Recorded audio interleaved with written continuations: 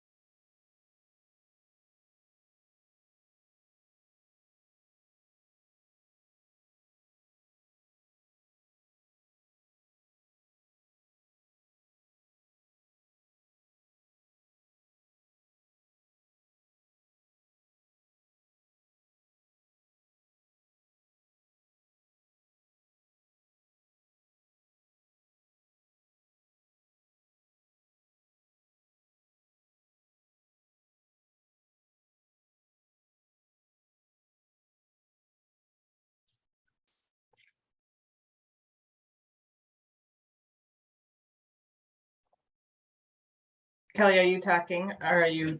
Oh, I'm so sorry. I thought I had unmuted, but apparently I didn't do that. Yes, wonderful. All these wonderful gratitudes that everyone has. I'm really glad to see all of that. And it seems like people have really exciting things going on. So that's wonderful. And if you have more things to drop in the chat, please go for it. So for our agenda today, we'll want to accept the minutes from the last meeting.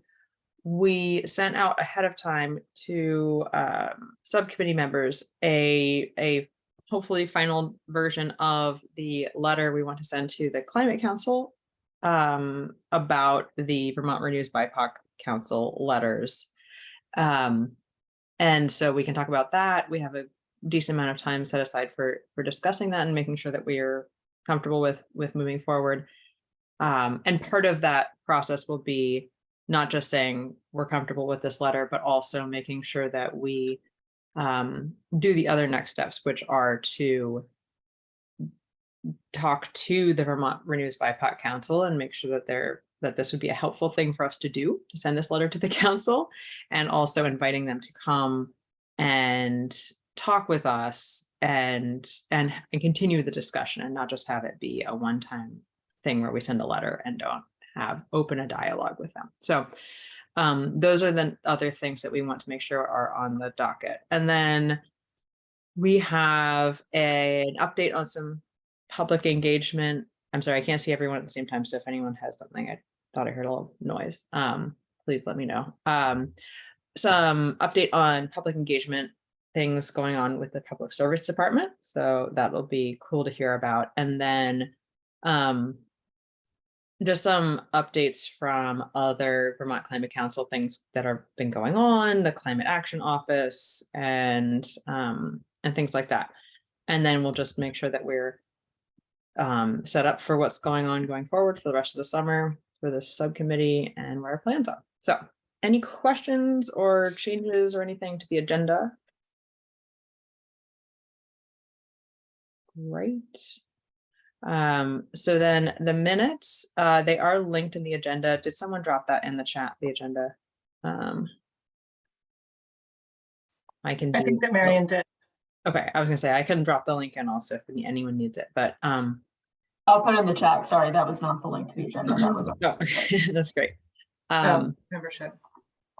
And then the minutes are from last meeting. If there were any changes, concerns, anything that anyone wanted to correct about that from the last meeting, and I'll give you all a minute to go through it because I know not everyone has a chance to do that before we meet.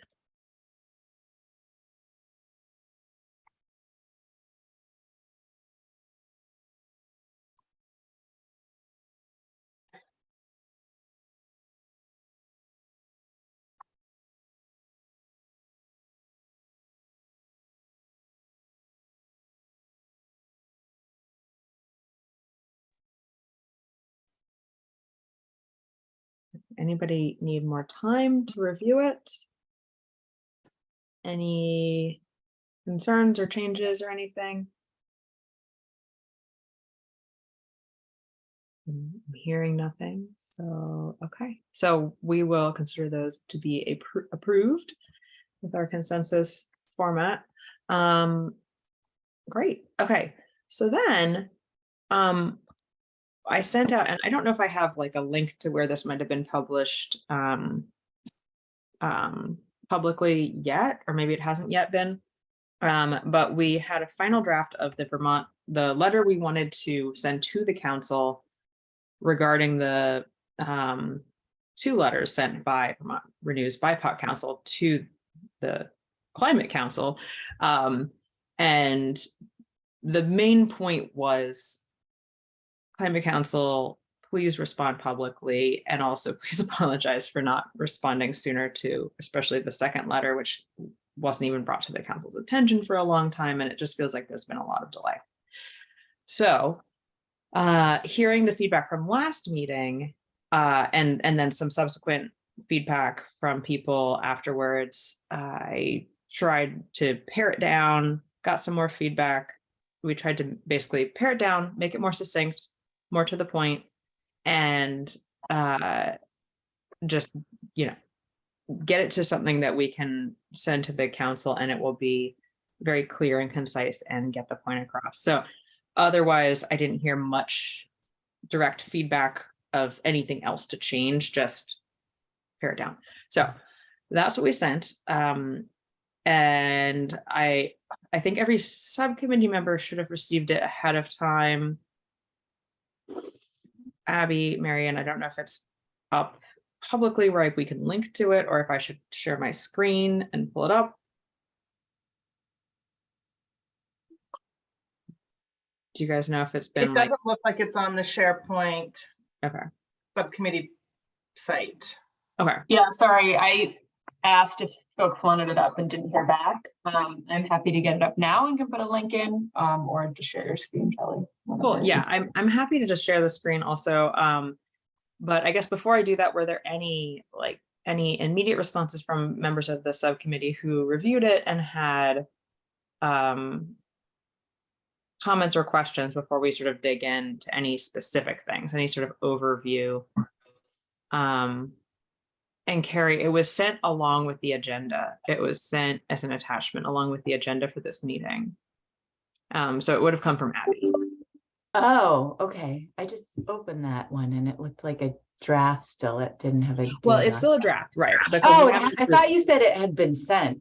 So I was like, no, oh, no. Sorry.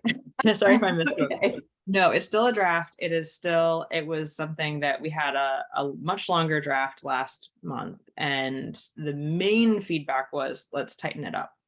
And so over the last month, we've been working on tightening it up. And then this is the next version of it. And so, yeah, let me share my screen. I think that will be the easier way to bring this up. Hold on a second. And you know what? I'll bring it up in an editable form. Give me just a second to get that in the right spot. because I'm on the wrong computer today. Hold on, I got this.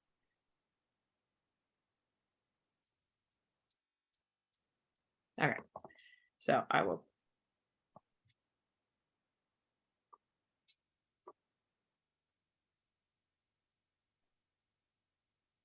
Hopefully it will open. There we go. Okay.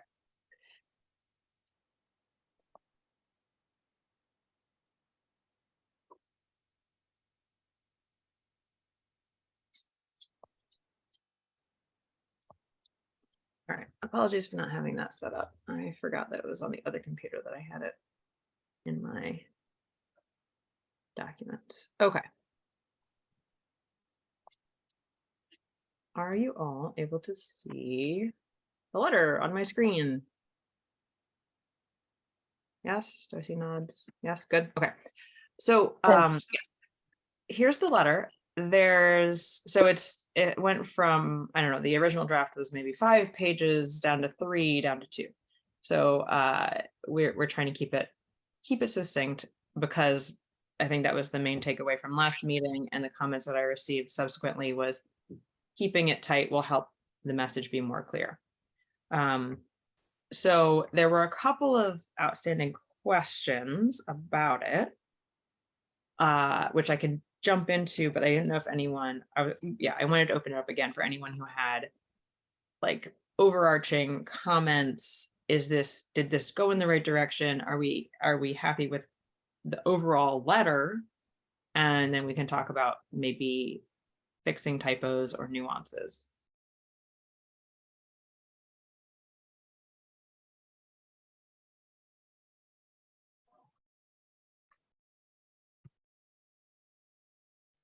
And please, I can't necessarily, I think I'll see if you raise your hand, but you can also just unmute and say something if you have thoughts. And also if people need to pull it up on their own devices and read through it, I totally understand. We're all busy people.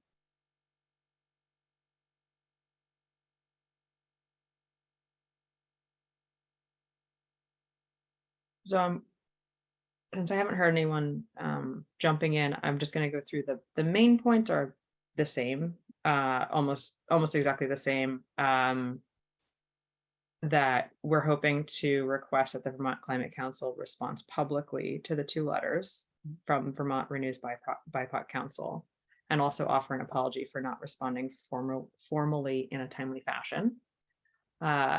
To acknowledge that our subcommittee has more work to do to be truly inclusive and welcoming to all Vermonters. And then also to encourage other Vermont climate counselors and subcommittee members to reflect on ways in which we are falling short in our support of BIPOC Vermonters in our work, and what we can do individually and collectively to uplift and honor these voices. So some of it is raising awareness, but also asking for specific action from the Climate Council. So there's this highlighted sentence I'll get back to in a moment. There's also something that's in here that's more of a suggestion than an actual request, but I wanted to mention that I've talked to other members of the Climate Council, and we have a hope that as counselors step down, that the replacements are found and put into their new spots in a transparent fashion that can help us bring more diverse voices to the Climate Council.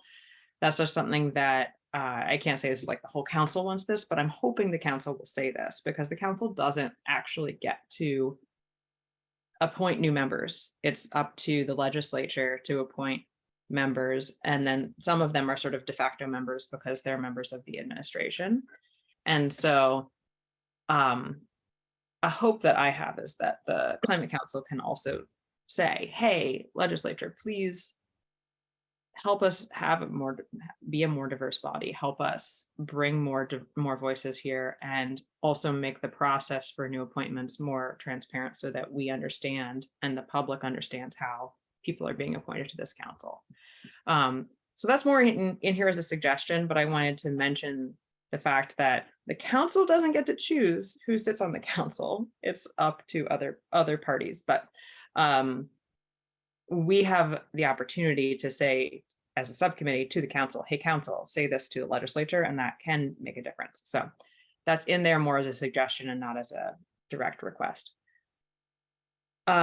So up here, there's one thing that I wasn't sure how we should resolve it, and I wanted to hear from the subcommittee because it's a bit misleading.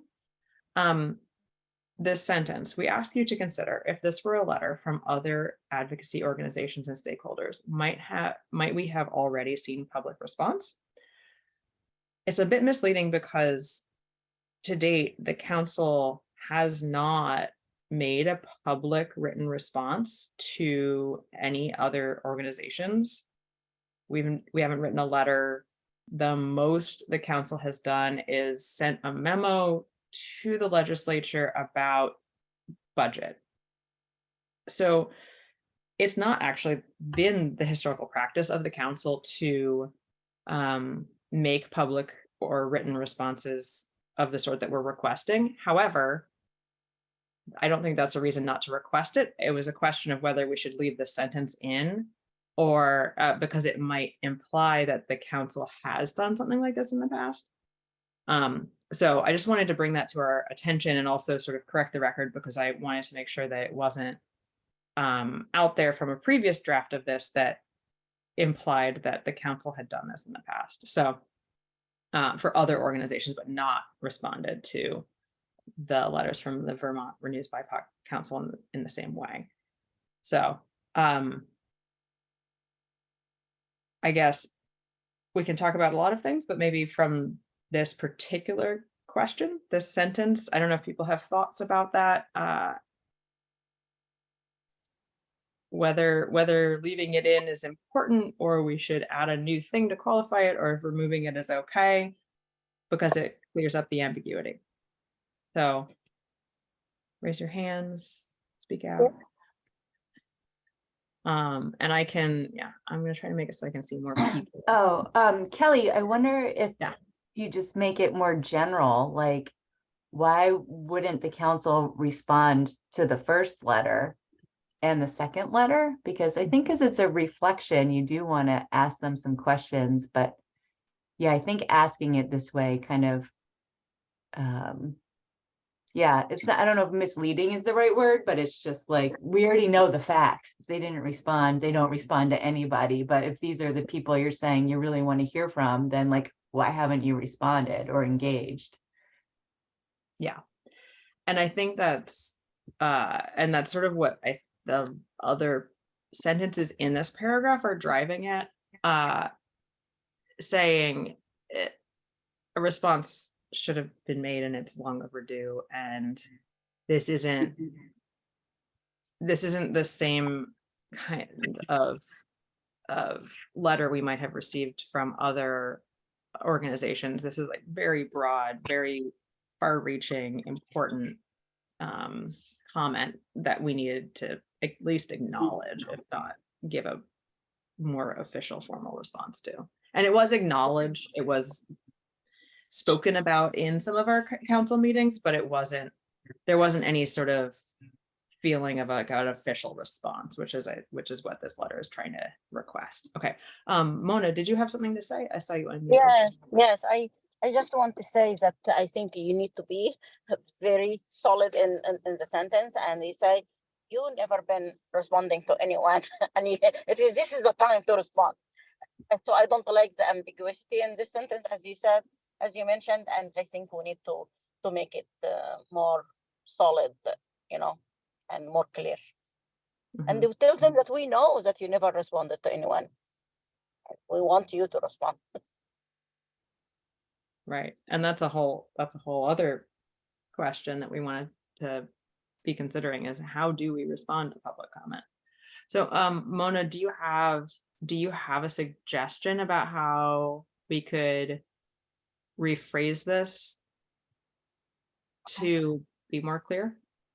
Yes, I think, like you can say, for a long time, the council never been in a good, relationship or like never responded to any of the requests that been made by organization, and and I think this make people upset.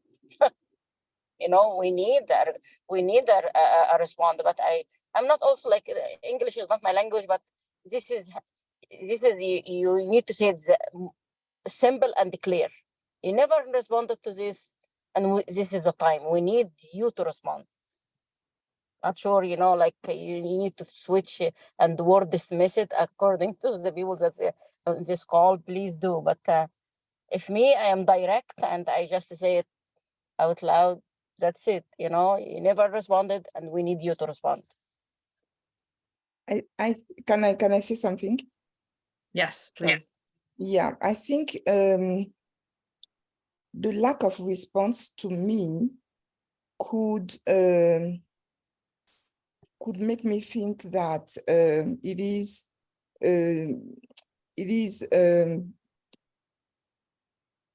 it is showing ignorance. It is showing that people are still ignored. So I think it is really important, as Mona is saying, that we highlight the fact that people have written a letter. The letter got there was never a response to this letter. It is time, and that could lead people to think that they are being ignored. And in the actual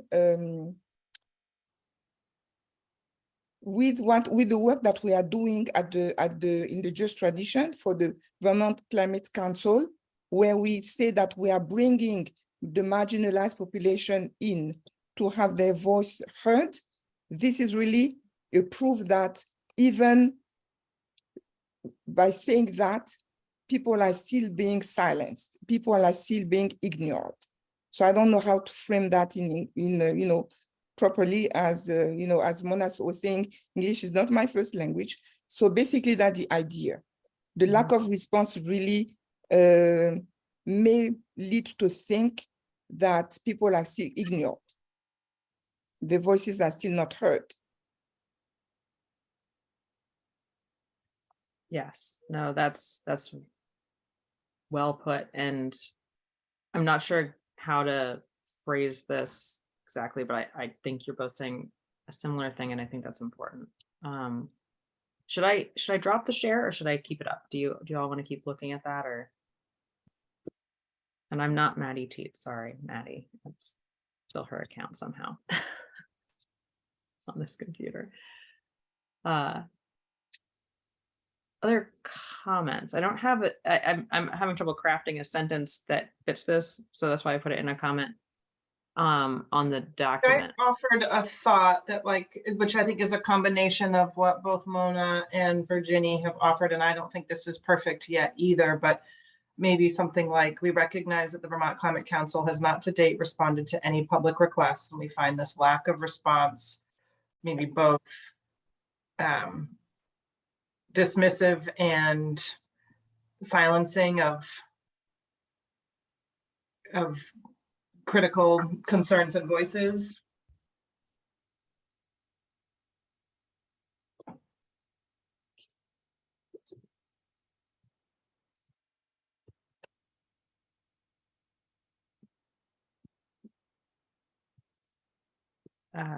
Okay, I'm trying to type, and so I've got so far that we recognize.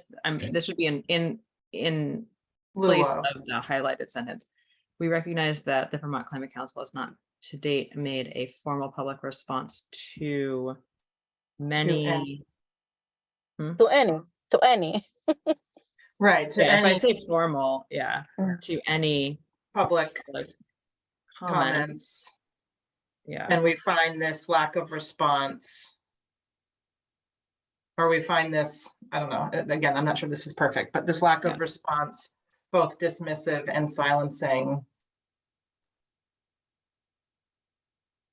of critical I guess public input and concerns or something. Yes. I almost think we could end it at dismissive and silencing. And then that leads into the next sentence in a nice way.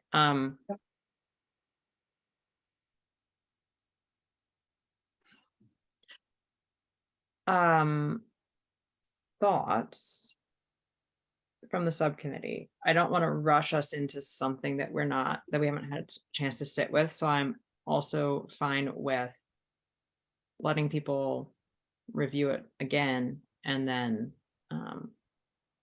deciding on the next steps.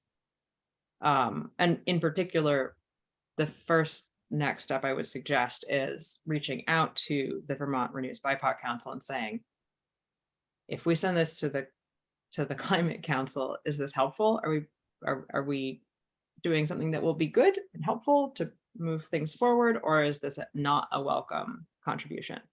So that's also the next step before we send it to the full Climate Council. I mean, it's a matter of public record, but at the same time, we don't have to make that final step if that's not going to be welcome. So I guess if I were to, we'll still have this original sentence in previous versions, but if I were to delete that and people are covering this up and remove that sort of draft version, this is how it would read. And this is a change where it was, I think it looks like we might have a weird formatting error, but otherwise, no, maybe not. We took out one sentence and put in this other new sentence. So that's the only change. Would you all like to have more time? And that is completely fine if you would. And or is this something that we're comfortable taking the next step on, which would be sending it to the Vermont Renews BIPOC Council and saying, is this a welcome thing for us to say? I don't think we necessarily are going to say, and now edit it. If there's anything really specific or glaring, then obviously they can bring that to our attention. But it's more of like is this a good thing? Should we send this to the council, or is this not helpful? Because we spent a fair bit of time editing it, and we feel comfortable. So that's why I want to make sure everyone does feel comfortable with it as it stands. And if you need more time, I hope you'll let me know. So do you all feel like you need a little more time?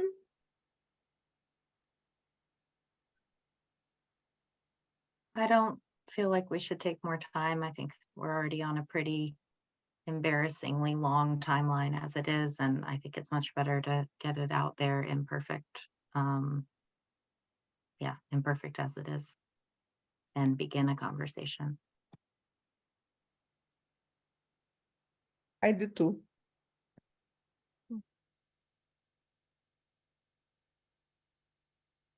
Anyone feeling uncomfortable with moving forward and reaching out to the Vermont Renews BIPOC Council with this to see if it's a welcome gesture, a welcome thing for us to do? It will be helpful. All right, great. Okay. I So think this letter looks really great. I think this response has been very thoughtful. I think this was the one remaining piece, and I like the kind of collective input to get to that first sentence that I think is more direct and actually maybe even more powerful than the open-ended question was. So yeah, I really like this final change, and I'm comfortable sending it to Vermont Renews for their review or their approval. yeah, thank you all for that. That was a great sort of quick ability to synthesize that. So yeah, so down at the bottom I have the to-dos. We did the first one. We fixed that. So we can delete that. And then we're going to reach out to the Vermont Renews BIPOC Council with the final draft, make sure that they feel like this would be a helpful thing, that there's nothing glaringly wrong about it. And then if that is welcome, we can send it to the full council. And then the last thing, which isn't necessarily, it has nothing to do with whether we send this letter or not, but is that we are going to invite the Vermont Renews BIPOC Council to meet with our subcommittee in some form that feels appropriate. And so we'll be reaching out to extend that invitation at the same time that we also send out this letter. So that will be the next step, and we'll make sure to fill everyone in about how that is about to happen. I'm going to hit save on this so we don't lose our changes. And I don't know, I'm going to drop my share. All right. So thank you so much. Are there any last things? I didn't want to wrap it up too fast, but it sounded like everyone was pretty happy with where we're sitting now. You go look at our agenda again, figure out what we're doing next. So great. We're even potentially ahead of time. Nice. So I think the next thing up was Claire, am I right? Giving us an update on what the Public Service Department is doing. Yeah, it's been a long time coming. Thanks, Claire, for your patience. Yeah. Thanks for being here No, today. of course. Yeah, I'm glad I can make it work. I'm actually coming in from Washington, D.C., where I've been attending a conference this week on getting to 100% clean energy, and it's just been really invigorating and like exciting to see how much of this conversation has been focused on doing so in an equitable and just way, coming all the way from the Department of Energy itself. So it's a nice parallel to be able to do that. So I put together just a couple slides. I didn't want to spend a lot of time talking, but just to kind of give folks some context on what we're doing, because it has been a while since I have talked about the public engagement effort that the Department of Public Service is currently doing to review our renewable electricity programs and policies. So I thought I'd give a little context and then highlight some of the public engagement activities we have done and are planning and are in the works for the rest of the year, but then would love to leave a lot of time to hear folks' reflections and questions and comments. So Abby, I know I sent you my slides as a backup, but I can try and share and see. Yeah, if it works, Claire, great. Otherwise, I have them also. So Happy to share if you them. have them up, actually, maybe that would just be the more straightforward option. Sure. Yes, let me just.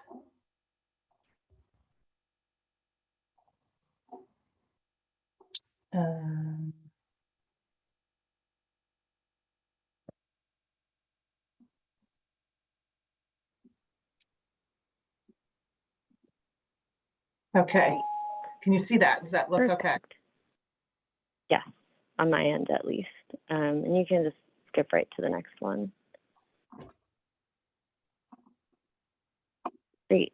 So I just wanted, again, to go back and do a little grounding on what the department is doing right now. And these first few slides actually come directly out of the public engagement plan that we published at the end of last year, which was produced as a result of a request for information that we had put out last July, asking the public to comment on what they would actually like this process to review our clean and renewable electricity policies and programs to look like, which had received a good amount of feedback. But for this is the scope of work we had put out as part of that public engagement plan, and I really wanted to highlight those two bullets with the green arrows next to them, that we're working towards making recommendations around how we might want to change or alter or develop new programs and policies to support clean electricity in Vermont, and have viewed public engagement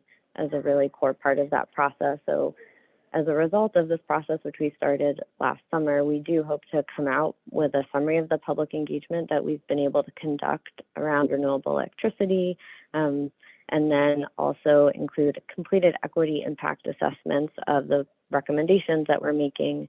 I'm realizing I forgot to mention the policies and programs we're actually reviewing as part of this process, which include the renewable energy standard that require our distribution electric utilities to procure or purchase a certain percentage of their electricity from renewable resources like wind or solar or hydroelectric power, and then other programs we have in the state that support that. So whether that's like a community solar program or a net metering program, which helps homes and businesses kind of self-generate their own power.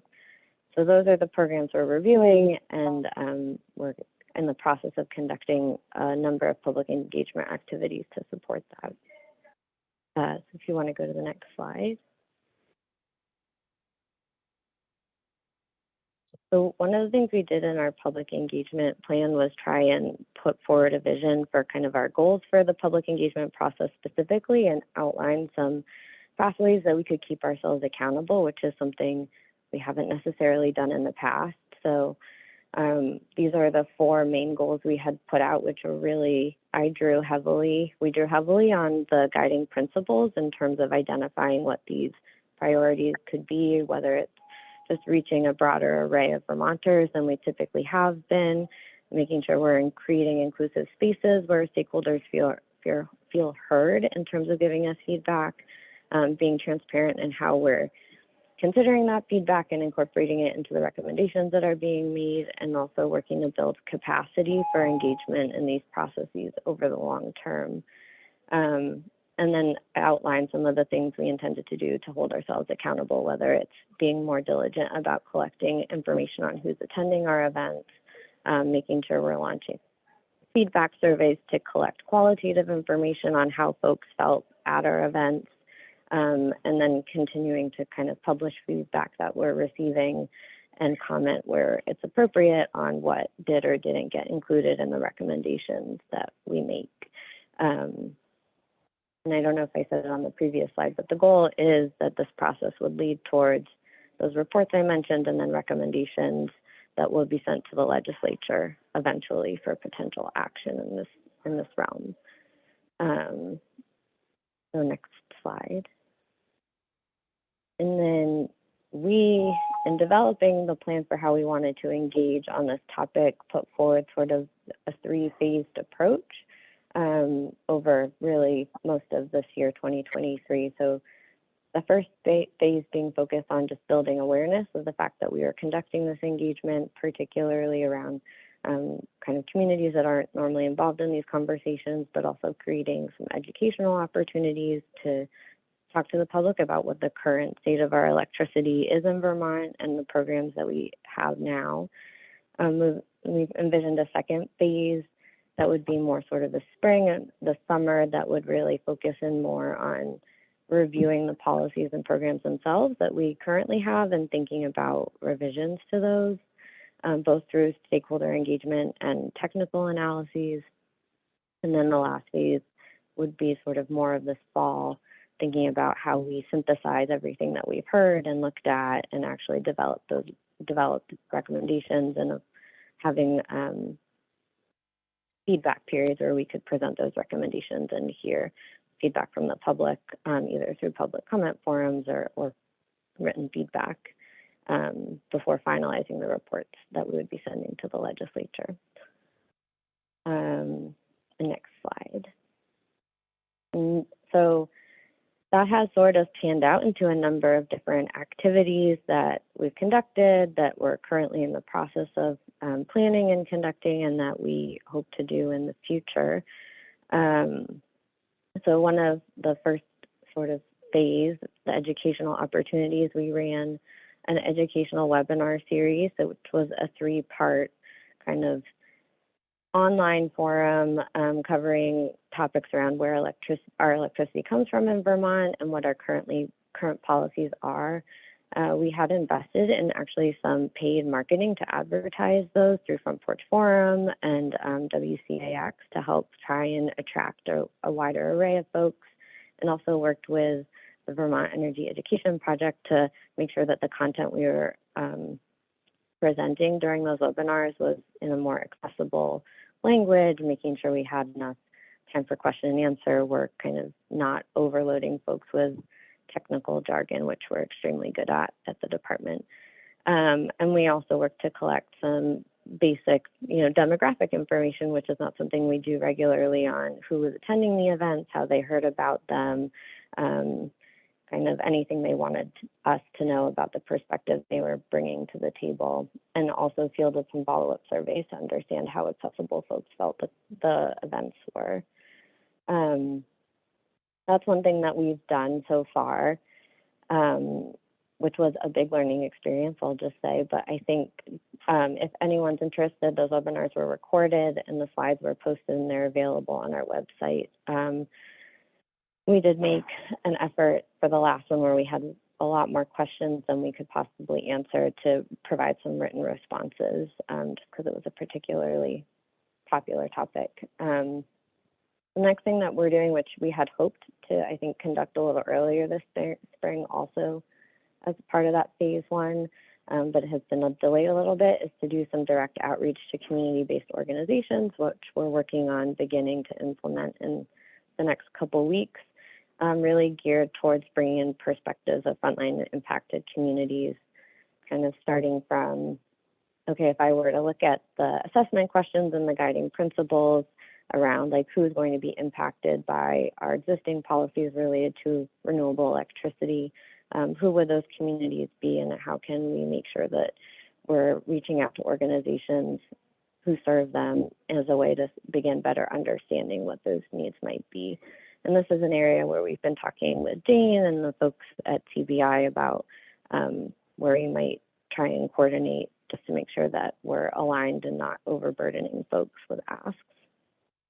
One thing that's currently ongoing is we've contracted with someone to do some representative statewide polling to engage with a broader selection of Vermont's population. The effort will involve some surveys, some focus groups, and other public forums supported by, again, more educational materials to help guide those conversations. Participants will be compensated for attending focus groups and public forums, and we're also working, for example, with our contractor and thinking about language access and translation needs. And that we're planning those, but the actual bulk of that work will happen in June and July. The next slide, this is my last slide.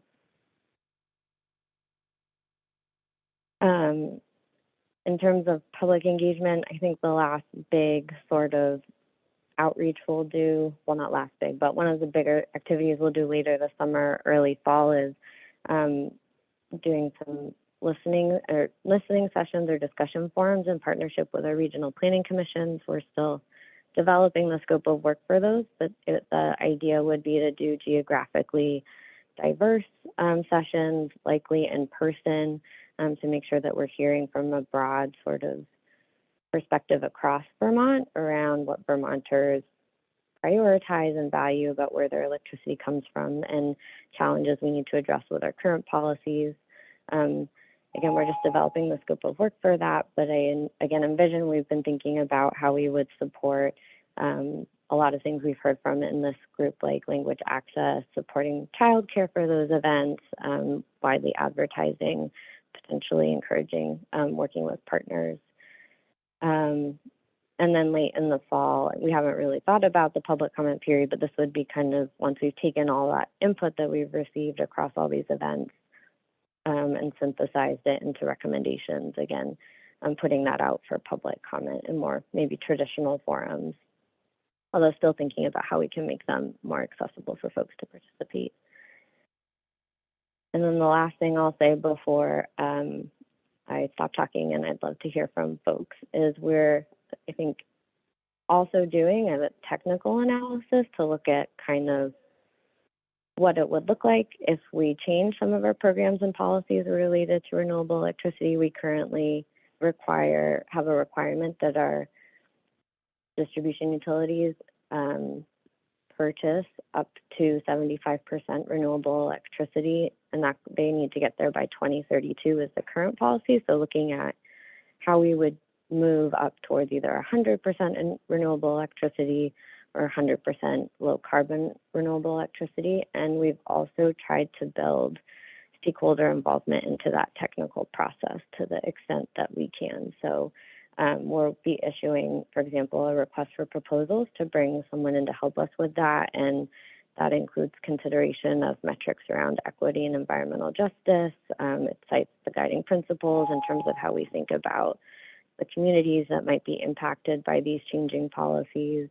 We're hoping to develop a stakeholder advisory group that will include, this is the language from the RFP, reasonable representation from industry, environmental advocates, community leadership, and historically underrepresented customer populations.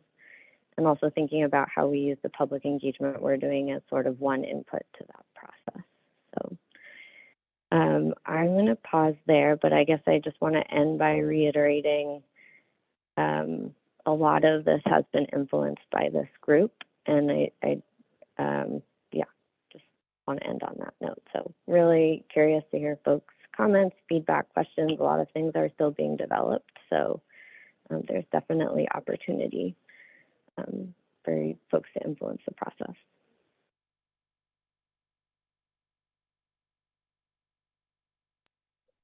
Thank you so much. Any questions, please, anyone can do the raise hand thing or unmute.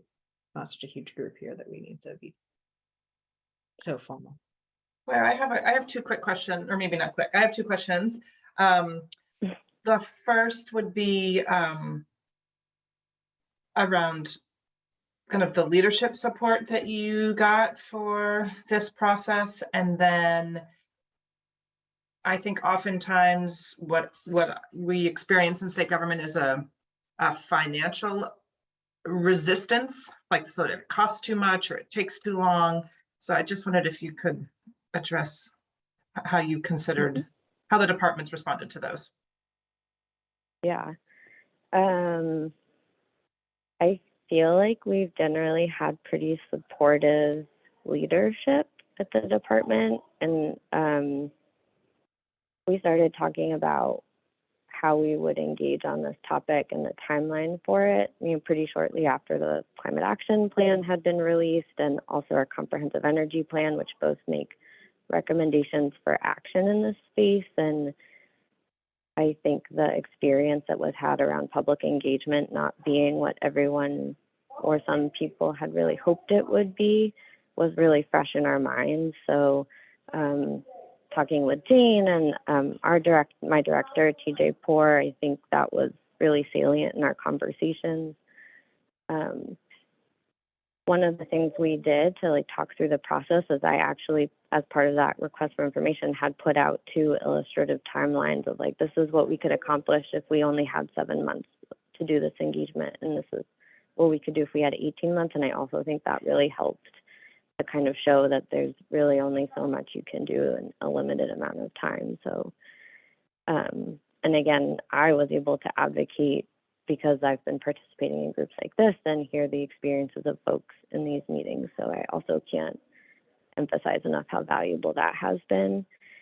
And then in terms of budgeting, we did definitely, I think we're having these conversations early about the kind of budget we would have and how that might impact what we would do. So I had put together some, again, illustrative scenarios of what we could do with different budget allocations. Some of the material that folks from the Rejoice project had testified in the legislature during the discussions about the environmental justice law were really helpful resource in some of that advocacy. And yeah, so I would say it was definitely something we thought about. We looked at different ranges of what we'd be able to accomplish with different budgets, and thankfully that money was put forth through with the budget. So, and it's not something I think we've typically had in the past either. So we felt lucky to have these resources. Thank you. Mona. Yeah, thank you. Thank you for the presentation. I am just wondering if you have a document or something for best practices when you are dealing with public. When are you involving the public? Is it before you are putting, the rules, or when you are planning, or after planning, or at the end? something like this. And also this best practices also should have, you know, compensation. If we're gonna be having like a focus group, we're gonna pay them this much money, or if we're gonna have them, you know, stay with us for whole days, this much money we have to compensate them. I am just wondering if your plan have such like a best practices, or, you know, when are you involving the public? Mm? Mhm. Is it from the beginning or after the fact? And the compensation piece. Yeah. So and this is definitely an effort to involve folks before we develop recommendations. That's the end result we're hoping to work to. So through putting out the request for information on how this process should work, I think was one effort to involve folks from the very beginning. I would absolutely say we have work to do in terms of how we make those types of things more accessible to a larger segment of the public. But this whole engagement effort has been an attempt on our part to step back before we develop recommendations that we'd be giving to the legislature on where we should go forward. We don't currently have a community, I guess in terms of the best practices question, we don't currently at the department have an overarching community engagement plan. We do have money set aside to develop one as some of our obligations under the environmental justice law that was passed. And ideally we would have developed that before we did a big effort like this, but I hope that what we learned through this process will inform how we engage with the public in future efforts, whether that's around doing a big policy review like this or just developing programs, for example, around like a lot of the money that's coming out of some of the recent federal laws that will support things like home efficiency upgrades and electrification. So we're definitely learning a lot and developing best practices. I don't know if we have any currently. And in terms of compensation, that's definitely something we're trying to consider in all aspects of what we're doing. Is something I built explicitly into our budget for this effort. It was built into the request for proposals we put out for the contractor to help us do polling on a statewide level. So there will be compensation for individuals who participate in those focus groups, and it's also being built into the scope of work for the listening sessions we're envisioning with the regional planning commissions.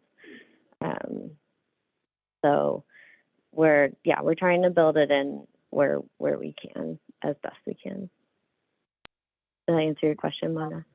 Yes, thank you. But I still suggest is you need this roadmap, or you need this best practices before actually you do anything, because this is going to inform you how to do all this community. It is what you're talking is about community engagement, and you need to have the plan before you start actually implementing it. Thank you. Yep. Virginie?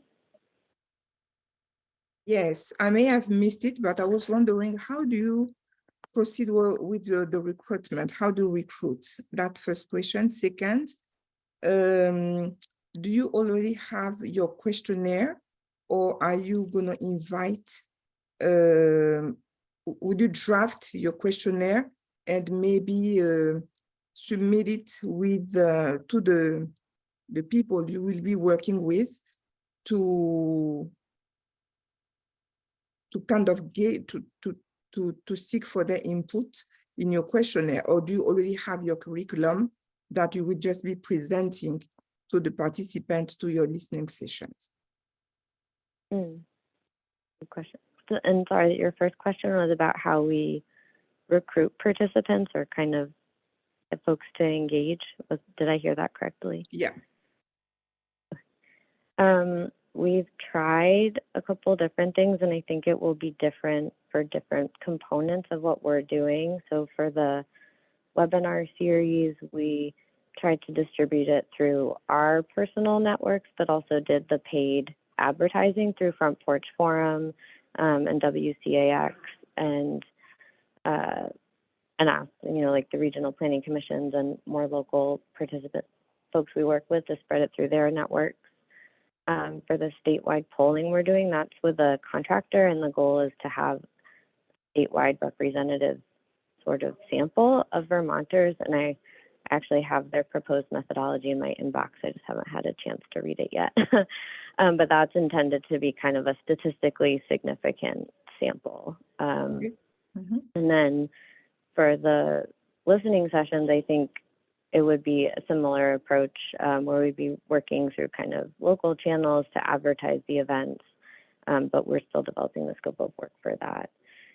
And that's a good question on the survey. Since we've been working with a contractor, we hadn't built public feedback into that timeline, but we're meeting with them tomorrow morning, so I can certainly ask them about that. All right. I don't have them. Yeah, but no, that's a really great point, and actually not one we had thought about in developing that project. So I appreciate it, the comment. I think for other components of things like educational materials that might support like listening sessions, there's definitely time that we could build something like that in. So yeah. And the reason why I'm asking is because, I mean, sometimes, you know, the questions or the material may be presented in a way that is not maybe accessible to all the audiences. So that's why I'm wondering if you have maybe a team that you can consult with that can review the material or the questionnaire to kind of gauge to weigh the accessibility of that material or those questions. Yeah, So, no, that's a really great point. And we had, for the webinar series we did, we worked, like you mentioned, with Vermont Energy Education Project, and they do a lot of K through 12 programming. And one of the primary things they really helped us think through was the accessibility of the language we were using, how much content we were presenting. Was it too much for one presentation?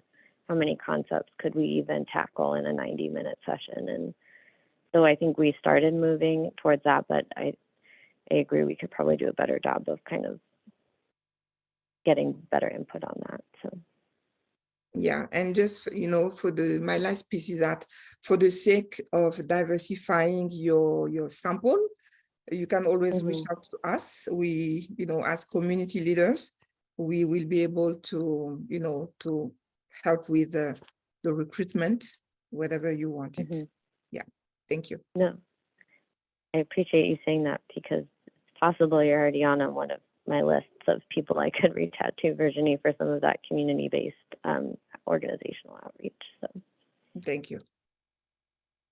yeah, I would say in that component, I've definitely tried to think about how we can engage more with folks who are already part of this community and Just Transitions to better communicate with the communities you represent or serve. So, Kelly? Yeah, thank you for your presentation. Also, I had a question about how you are incorporating, when you get that feedback, how you're recording the way that you incorporate it into future plans, and how you're using the feedback. And because that was like a big thing that you were saying, and that's been something that I think that our council has been struggling with, and our subcommittees have been struggling with.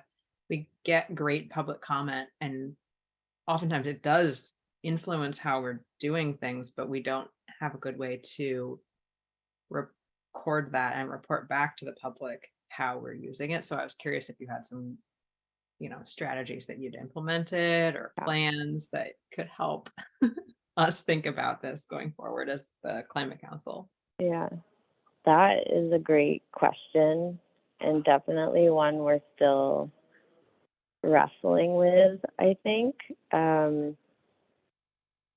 We received a lot of questions through the webinar series, and I will say we've provided them to the consultant who's helping us with the polling work. So that's like a direct throughput of that will inform kind of where they're going with the work that we're doing with them. And that work, since it's being done by a consultant, will hopefully have the results, at least a high level summary of a lot of the engagement work as we're beginning to scope out the technical analyses. So I would hope we'd be able to pull out some key themes in terms of like lenses we might want to do in terms of scenarios to emphasize or highlight like key issues around like affordability or resilience that are concerns of the public that we can make sure we consider in the outputs of the modeling.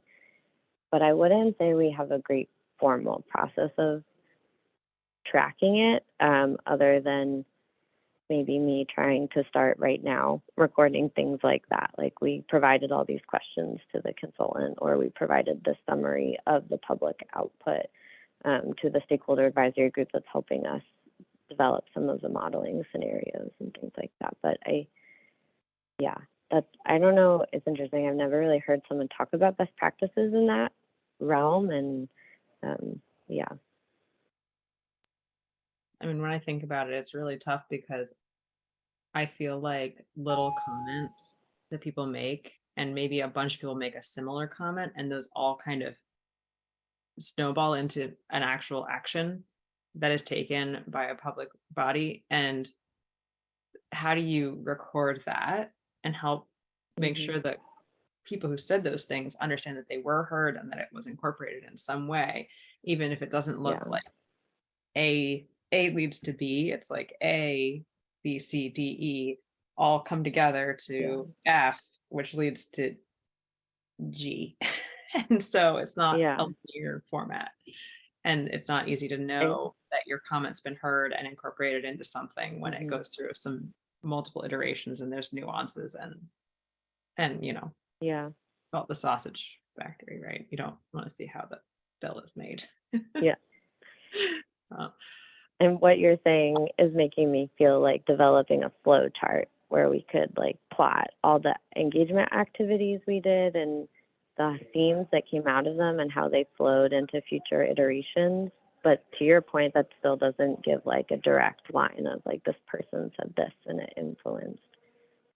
So. You know, like the acknowledgements page in a book. How do you record that and make sure it's there when you need to actually finalize something? So and maybe there are other organizations doing this, because I don't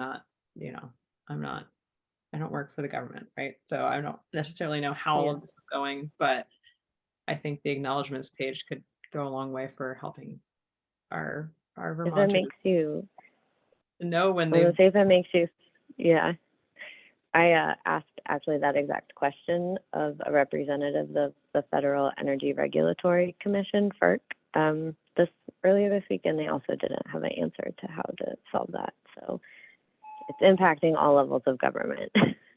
Well, we're going to solve it here in this subcommittee. We're going to do it. Maybe not today, but we're going to do it. We have a few more minutes still for this section, so it looks like Mona has her. Mona, go ahead. Yes, if I understood it correctly, so you said that you don't have a plan. How you gonna collect this comment, and you don't analyze this qualitative data that the community when you are engaging with community, you don't collect this data and then present it to, you don't have a plan what to do with it or how you collect it. No, we're collecting it and recording all of it. We are definitely doing. I think what Kelly's question was is how are we definitively showing how that feedback connects to the recommendations that are made. And I think, showing how we collected it, and I think we're trying to make as much of it publicly available as we can so that the public can also review it, is one step of that. And then, creating really clear summaries of like what we took away from specific events, I think will be key. Also so that we could be corrected if folks had different takeaways from what we were taking away. I think I'm thinking about how we can be transparent about that. So I think Kelly's question was more, what I was trying to say is I don't know if there's a best practice for showing direct causation of like this specific comment led to this recommendation, but we are tracking all of it. We're recording it and analyzing it.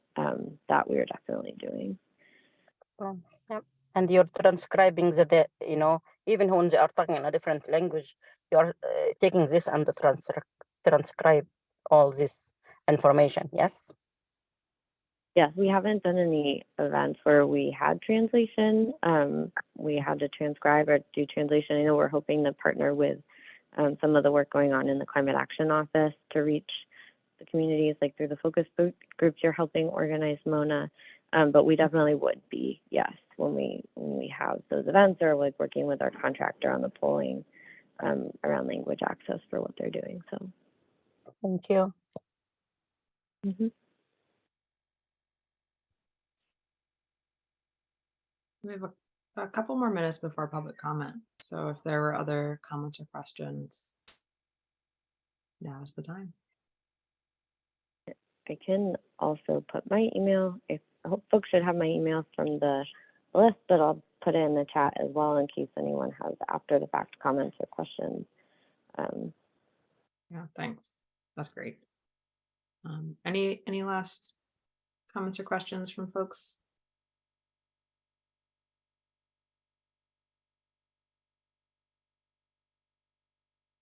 I think we can also move on, and we'll just keep public comment open at least until the time we said it would start, so no one misses it. It's weird to go ahead of schedule. That's nice to have like a nice roomy schedule so far. Thank you again, Claire. That was great, and thanks for your patience in letting us finally get you on the schedule. But it sounds like it was good timing because you have a lot happening, but also more to come, and so hopefully you got some thoughts and things, and people will reach out. Yeah. If they have thoughts.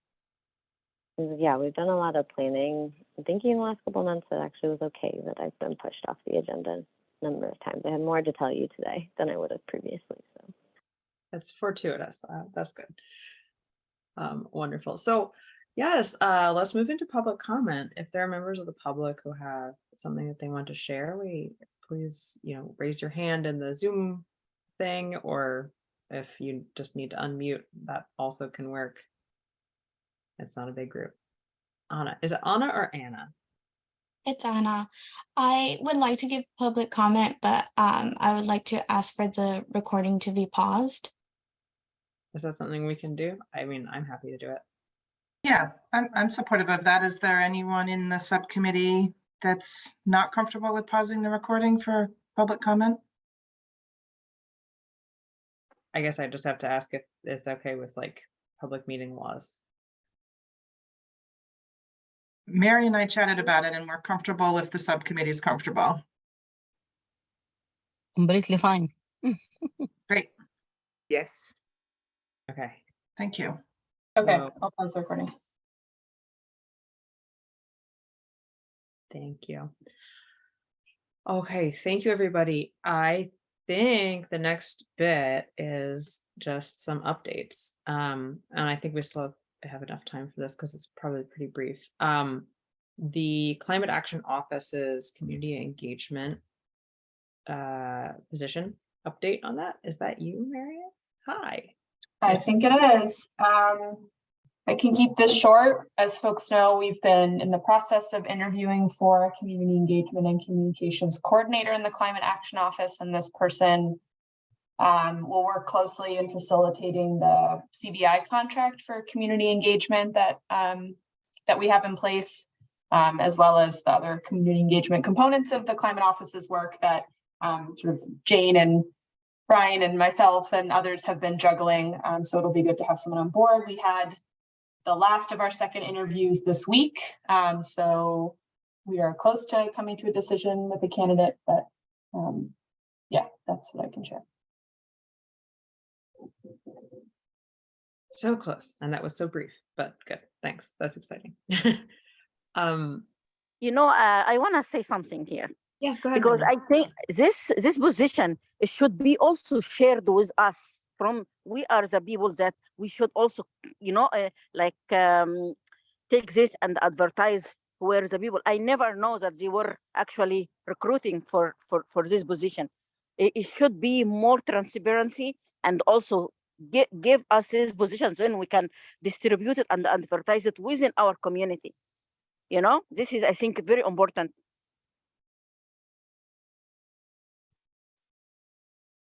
Yeah, that's a Yeah, good. that's a great point, Mona.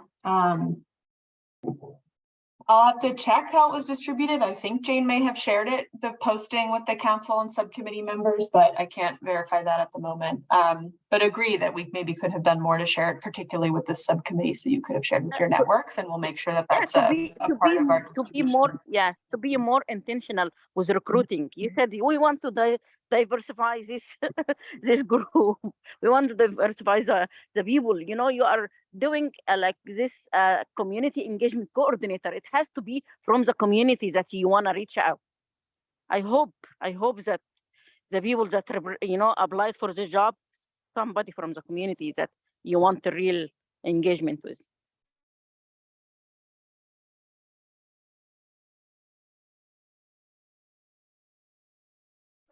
Sorry, I was still on mute. Getting back to the right screen. Yeah, thank you, Mona. I think, yeah, and I think a lot of times things they're very formal and wordy especially when it has to do with government positions and things. So I appreciate the reminder to keep it front and center, make it easy and accessible. The next thing was, were we going to talk about the climate pollution reduction grant from the Inflation Reduction Act money? I don't have much, but I don't know if Marian, you're able to speak about that. I can share a bit. I guess I wasn't in the agenda planning for this. I'm not sure if there's something specific you folks want to hear about it. I'm happy to share a quick overview of it. But yeah, I'm not sure what specifically you wanted to hear about. All I remember was that Jane was like, there's a lot, but Abby might remember more.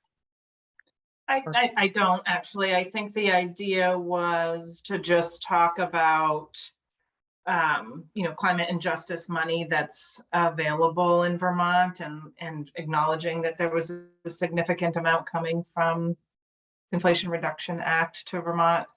And I can't remember either if there was like new news about those funds, or if it was just a general update to put it on the radar of the subcommittee. Sure. Well, I'm happy to share what information I have about it. So for folks who are maybe less familiar with this, the Climate Pollution Reduction Grant is a pot of money that was included in the Inflation Reduction Act that Congress passed last year.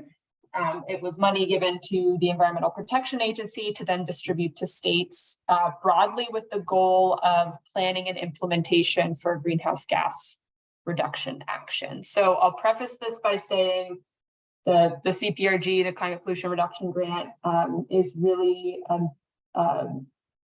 money meant to be used for planning for greenhouse gas mitigation. That's not too much in my realm, so I can't speak in a lot of detail about the specific projects that will be eligible under it, but we'll say broadly, Vermont has opted into receiving these grant monies, which means we will get sort of 2 phases of money to be used for, as I said, planning and implementation of climate greenhouse gas mitigation policies and programs.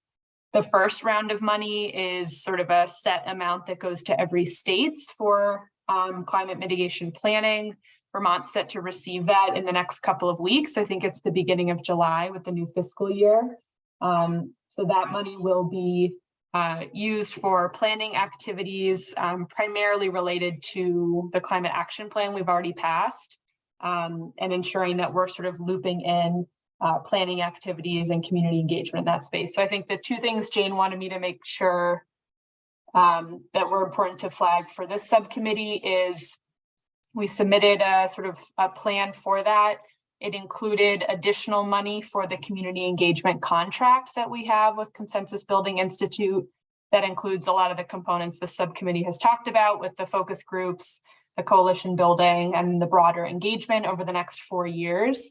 So there's money already in that contract. And then this allocation from the CPRG, we're putting an additional 100,000 in each year. So we'll be able to do more community engagement under that contract. So that's exciting. And then the other piece I think relevant to this subcommittee is we've budgeted at least, I think, 10,000 for translation services on an annual basis. So this grant is allowing us to budget more for translation services, both written and oral translation that we can use for community engagement efforts and any, planning efforts that the Climate Council and the Climate Action Office take on. I think those monies are still, we could change them and move them around, but that was what was submitted in the initial grant proposal. Yeah, that was a very high level. There's a lot more in there. And I think just to say that I sort of said there's 2 deliverables. There's this first one with an initial plan due in the next year. We'll be using sort of the work of the climate action planning process that the council took on last year to fulfill that requirement. And what that will do is open up money available to other public entities. So and nonprofit organizations, regional planning commissions, municipalities to apply for funds for projects around greenhouse gas mitigation. So that's sort of the second phase of funding. So that's all I really know about this. So happy to take questions if you have them and can share them with Jane or other members of our office. Gary, go ahead. Hi, I don't know why I can't get my camera. Oh, there I am. I'm in the kitchen. Marion and I guess subcommittee, last year, was it just last year where we did a brainstorm together as a group and submitted a budget proposal that we shared with the climate office? Is this ringing a bell with anyone? I think you shared it with the Climate Council. I don't think it was shared with the Climate Office. And then, and actually Kelly referenced this earlier, there was a memo written that was then shared with the legislature and the governor's office about budget proposals. Is that right? So, yeah, so I was just wondering about that original request and how that might tack and tie with some of the work that you're doing. Like, did you look at that at all? Are there places where we sort of were requesting funding where through some of these various funding streams? I think you don't have to answer that now, but I would just be curious to kind of calibrate that again. Yeah, great question. I don't know the answer. I wasn't involved in the CPRG initial proposal as much, but I think that would be a question for Jane and Megan. How do we get the question? You're going to bring the questions to them? Sure. I'm just asking what the process is. Yeah. Happy to do that. Okay, thanks. Thanks for the overview. That was really helpful.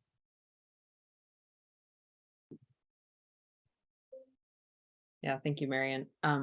Any other comments or questions about that? And I was going to give a real quick update on some legislative stuff that happened, but I didn't want to jump to that if there are more questions.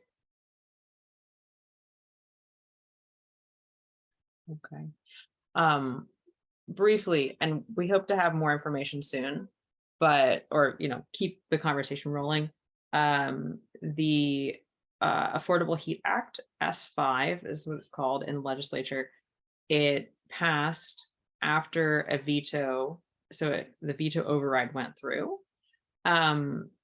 Most importantly for this subcommittee, there was a whole lot of equity considerations that were put in the bill that were actually inspired a lot by our work, by the Just Transitions Guiding Principles.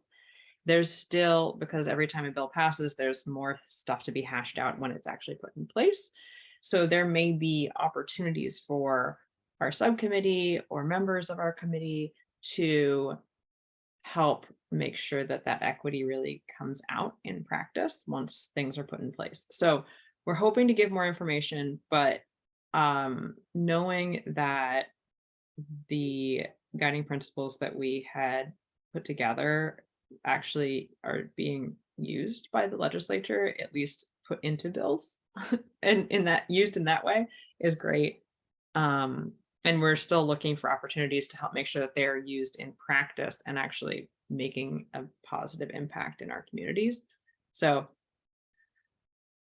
I think it's all good, but also we are looking for opportunities to keep making things better and better going forward. So if there are thoughts or things from our subcommittee or opportunities that you know of to engage with some of the new stuff that's happening with policies and things coming forward, we also welcome that.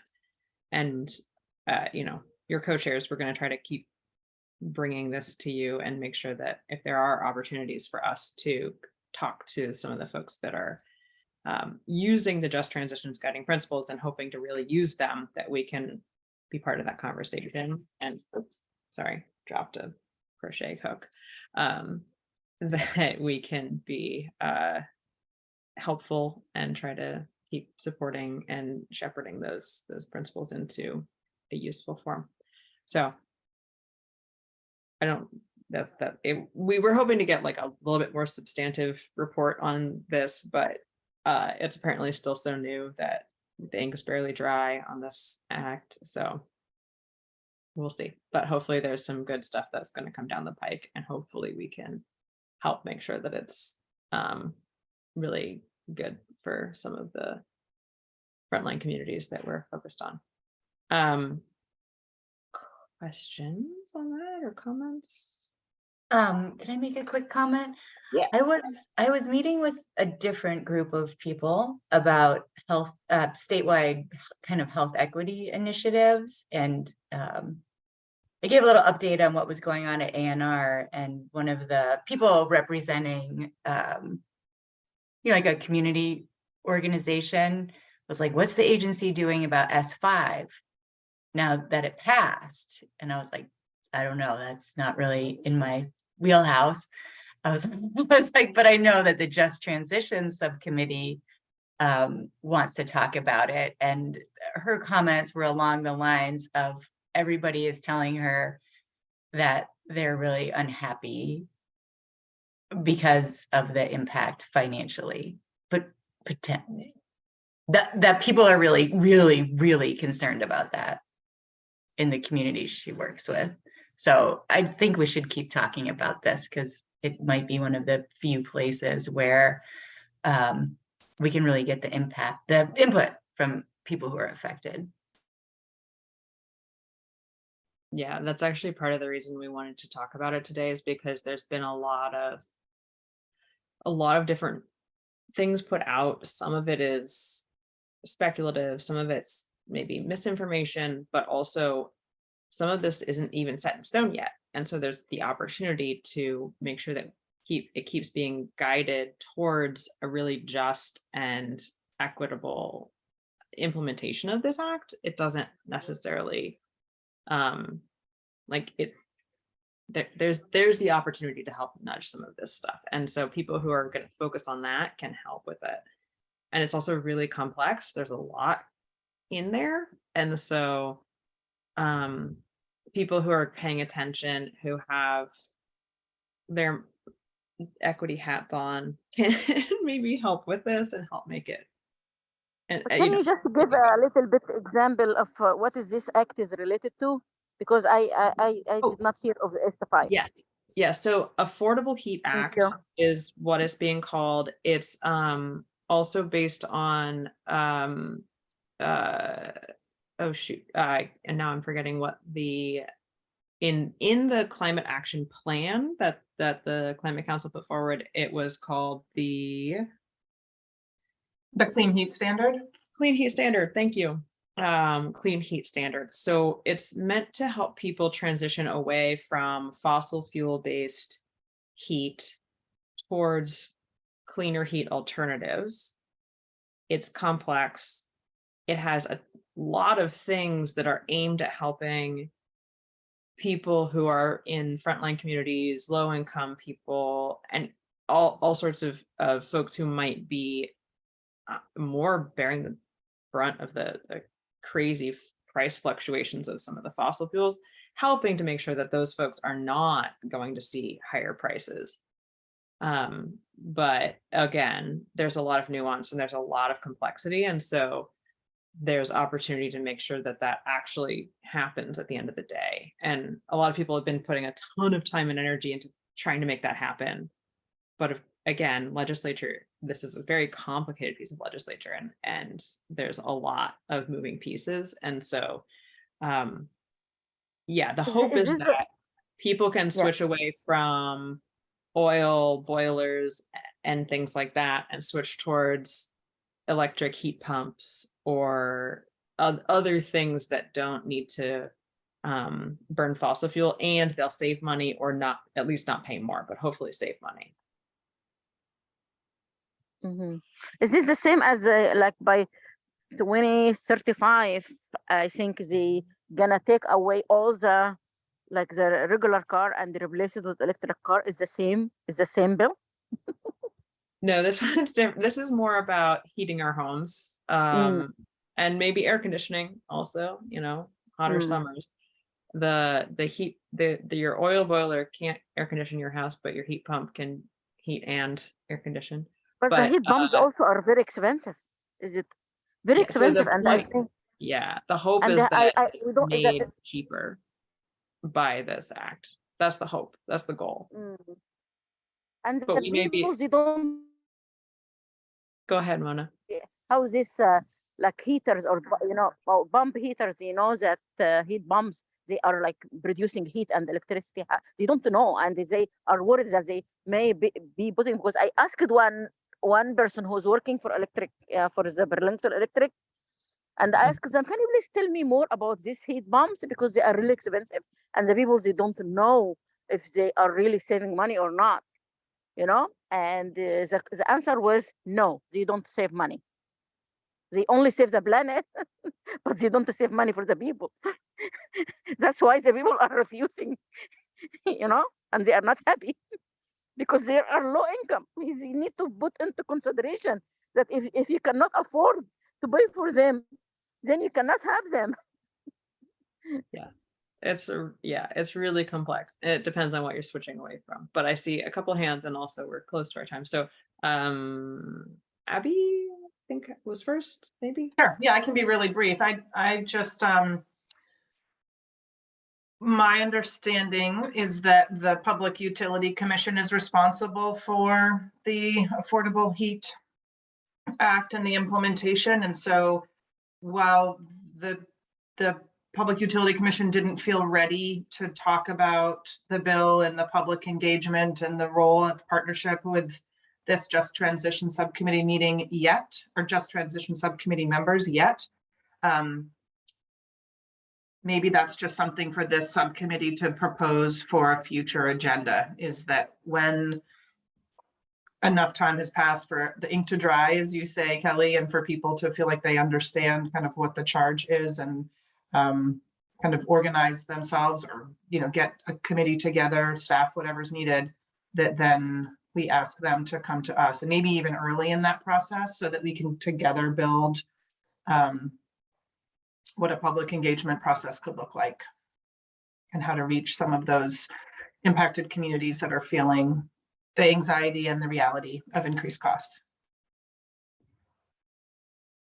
Yeah, and clear education with like good actual math on the numbers, because it depends on a lot of factors, and there's a lot of competing data that's not always clear. So Virginie, please go ahead. Yeah, this is not a question, but more of a comment. There is a lot of work going on around on environment, and I just want to make sure that the information goes out to all the population, because you see, even in this council here, we don't all know about that bill, the H5. So if us at our level, we are not really following up on everything going on, how much more can the community be lost, and especially the diverse community. So we really have to make sure that, the information is getting out, and that we're making it accessible to everybody in the population, so that people can make informed choices on what they want to do. Yes, thank you. Thank you. Oh, and one thing I did want to add also, people aren't going to be forced to switch away from fossil fuel, and just like we're not going to all have to buy electric cars.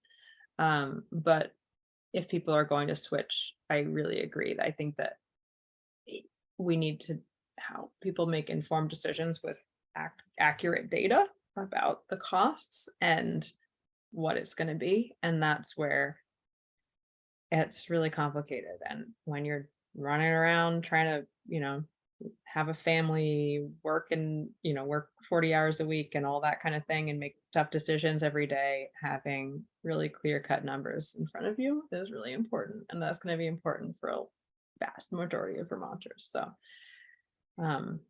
thank you. Yeah. Thank you all for those thoughts. That was really helpful. Looks like cool. FET digger, heat pump. Editorial, is that an editorial? Yeah, letter to the editor. Okay, interesting. Cool. Thanks, Carrie. All right, we're 1 minute past time. I wanted to just wrap up by saying for everyone who said what days and times worked, thank you. It still looks like this time frame works for folks, so we're going to stick with it for the next few months, and we can always reevaluate in the fall if people's schedules change. So we're going to keep doing the, once a month on Thursdays this time. So, great. Thank you all. Any last thoughts or questions before we leave? I wanted to say thank you. And one thing, please use the money that Marianne was talking about and making this, education for our communities and making this data more transparent for our communities. Thank you. Yes, thank you. Yeah, how to get that information out it's so critical. So I appreciate it. Thank you, everybody. Wonderful to see you all. And I hope you have a wonderful month. And we'll see you next month, hopefully. Thanks, everyone. Bye-bye. Good to see you. I enjoy the sun Yes, You too, Mona. before it's too cold. Bye-bye.